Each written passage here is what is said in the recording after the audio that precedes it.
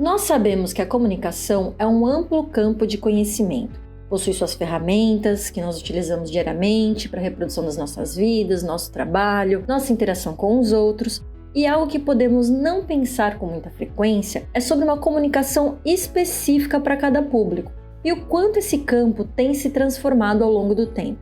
Um exemplo é a comunicação no entorno de empreendimentos de grande porte que influenciam muito as nossas vidas, principalmente para aqueles e aquelas que estão ao seu redor. É o caso das comunidades que vivem próximas ao funcionamento de um porto. Para um empreendimento desse porte funcionar, é preciso que ele organize as suas atividades alinhadas a uma licença de operação conduzida pelo IBAMA e que possui assim uma série de condicionantes que têm o objetivo de proteger o meio, as comunidades e os nossos recursos naturais, de maneira que o desenvolvimento possa ser sustentável.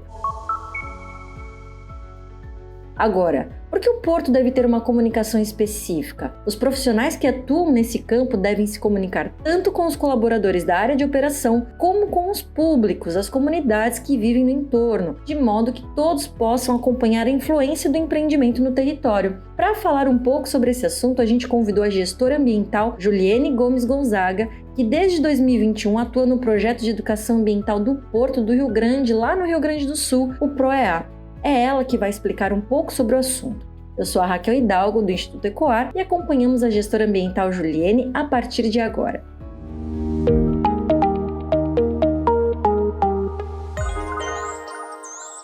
Todo o processo educativo ele tem como start e o alvo nas pessoas. E com a educação ambiental não é diferente. O que liga um ponto ao outro é a comunicação. E quando a gente fala aqui de comunicação, a gente se refere não à mensagem simplesmente, mas à forma como ela ecoa até chegar nesse alvo. O ser humano tem essa ânsia por estabelecer conexão consigo mesmo, com seus pares e com o meio que pertence. Por isso, uma comunicação direcionada, quase que personalizada, é primordial para o êxito das ações de educação ambiental aqui no Porto. Entender cada público, a angústia de cada comunidade e até por que não dizer de cada indivíduo mesmo? É o que gera esse laço que o educador ambiental precisa para que a sensibilização ambiental seja de fato absorvida e crie frutos que a gente precisa para desenvolver os processos mais sustentáveis aqui no Porto de Rio Grande. E essa é toda a magia do nosso trabalho. Transformar dados duros, tabelas, gráficos, relatórios e notas técnicas em conhecimento palpável para a criança da comunidade,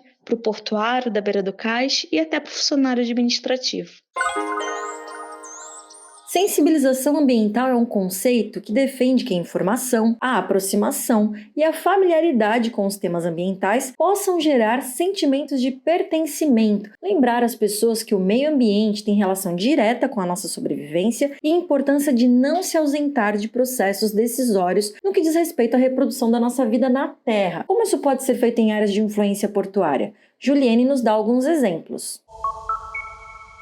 Aqui a gente pode exemplificar toda a complexidade desse processo com algumas ações práticas desenvolvidas pelo PROEA. Por exemplo, um certo momento, tempo atrás, a equipe notou que a gente precisava trazer o público das formações do programa de gerenciamento de resíduos sólidos mais para perto. A adesão ao programa estava comprometida e isso refletia nos dados de geração de resíduo aqui no Porto. E foi assim que, a partir desse anseio, surgiu a Rádio Corredor, onde os próprios funcionários da empresa responsável pela manutenção e conservação do porto gravavam pequenos áudios com o tema das formações. E esses áudios eles eram editados, colocava aquelas vírgulas sonoras, um fundinho bacana, enfim, tudo para deixar o conteúdo que é mais teórico e técnico, em algo divertido e até mesmo instigante, porque esses áudios chegavam até eles semanalmente via WhatsApp. E a graça era descobrir de qual colega era aquela voz. Então eles ouviam os episódios mais de uma vez e aquele conteúdo ficava bem assimilado. No final, a Rádio Corredor foi uma grande sacada e já está indo para a segunda temporada, um sucesso de audiência, a gente pode até se orgulhar disso. Assim também é na comunidade, porque a gente busca acompanhar cada público de acordo com as suas potencialidades e assim mediar com parceiros os interesses da comunidade. Em contrapartida, a gente consegue abordar as questões ambientais pertinentes, atendendo a licença ambiental e as temáticas que estão em voga no que toca à sustentabilidade, como ODS, ESG, mudanças climáticas e assim vai.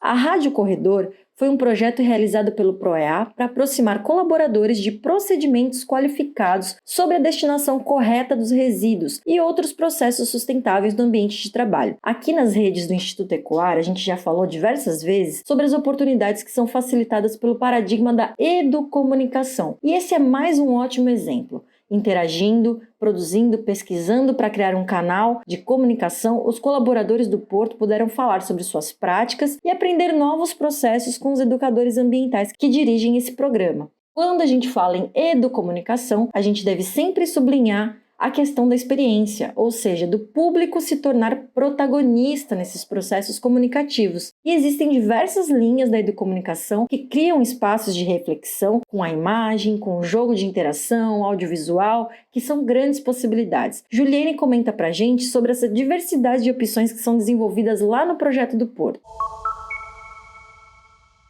Outra coisa que é muito bacana e é um modo de assimilar a educação ambiental com a comunidade, com o público portuário, é o lúdico, o visual. O olho humano busca formas, cores, designs que não apenas chame, mas que retenha a sua atenção. E a gente, sabendo disso, usa muito desses recursos na educomunicação ambiental por aqui. A gente procura sempre levar, seja para os setores, para a área de operação e até para os nossos públicos nas comunidades, materiais visuais, recursos interativos, para que haja uma experiência além da fala. Um exemplo disso são os jogos que a gente desenvolveu para aplicar com esses públicos os ODS, os Objetivos de Desenvolvimento Sustentável, né? A gente criou aqui uma espécie de jogo da memória, da ODS 14, Vida na Água, linkando imagens às metas propostas para esse objetivo. A gente também elaborou um jogo chamado A Portuária, que tem os moldes de um jogo de tabuleiro, como xadrez, dama, mas que enaltece a figura feminina dentro do contexto portuário e acompanha perguntas com a temática de igualdade de gênero em diversas situações do cotidiano. Para 2023, mais jogos estão em desenvolvimento. A ideia é ter cada vez mais esses recursos interativos nas nossas imersões. Claro que, como a Juliane também nos diz, o Porto é uma empresa e persegue objetivos concretos, mas também é, e realmente tem a obrigação de ser, um espaço para a participação de comunidades e trabalhadores e trabalhadoras, além do que é extremamente necessário que todos nós possamos conhecer o que grandes empresas estão fazendo com os nossos territórios. É necessário que a gente tenha uma prestação de contas sobre os nossos recursos e como isso influencia a nossa vida. Outro ponto importante é conhecer práticas que melhoram gradualmente nosso ambiente de trabalho, gerando sustentabilidade na nossa rotina e entre os nossos pares. Os resultados que a educação ambiental nos traz em espaços formais, na escola e informais, como lá no Porto, justifica a educação ambiental em todos os espaços de relações humanas.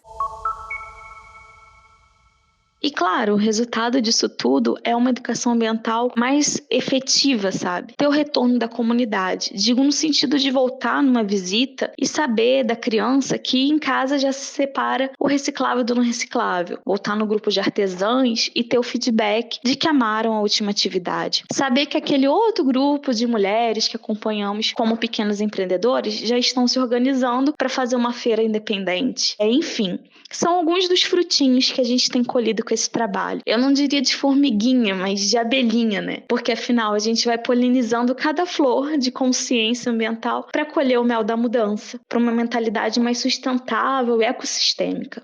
Pode parecer muito poético, mas é real e é possível. Tem sido possível com a educação ambiental aqui no Porto de Rio Grande. Os desafios existem aos montes. E não deixa de ser uma empresa, né? Que persegue resultados, excelência, produtividade, eficiência. Mas saber que a gente consegue implementar gradualmente uma sensibilidade ambiental dentro do Porto e fora dele é uma motivação para acreditar na educação ambiental que promovemos.